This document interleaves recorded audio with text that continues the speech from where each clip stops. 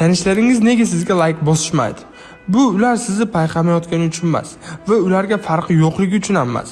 Ular ko'radi, ular o'qiydi, ular qiziqishadi. Ba'zida hatto sizdan hayratlanishadi. Lekin jim. Chunki like bu e'tirofdir. Bu sizda o'xshayotganini tan olishdir. Kimda muvaffaqiyatga erishganda atrofdagilar bu narsani ko'zgudek qabul qilishadi. Biz bir xil boshlaganmiz. U mendan oldinga o'tib ketgani bu sen haqingda emas, bu ular haqida. Sen o'syapsan.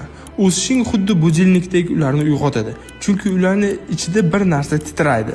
Men ham shunday qila olardim. Lekin ular o'z imkoniyatini qo'ldan boy berishmoqda. Ba'zida esa buni hatto o'zlari ham anglashmaydi. Like bu shunchaki tugma emas.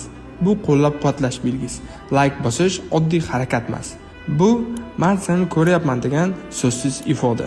Va eng muhimi, seni qilayotgan ishing ahamiyatli bo'lishi. E'tirof. Bu faqat kuchli insonlarga oson beriladi. O'ziga ishonchi bor odamlar boshqalarning yutug'idan quvonadi. Ular ichida kurash yo'q. Boshqalar muvaffaqiyatga erishganida ular chin dildan quvonadi, chunki e'tiborini faqat o'z yo'liga qaratgan. Shuning uchun faqat o'ziga ishongan odamlar boshqalarning yutug'idan ham qiymatini ko'ra oladi, ba'zan esa jim kuzatib, ichida qo'llab-quvvatlaydiganlar bo'ladi. Ular haqiqiy qahramonlar. Agar siz shunday insonlardan biri bo'lsangiz, unda bildirilmagan minnatdorchilikni his qildiring. Lekin bunday qahramonlarni yaqinlaringiz orasida topish qiyin.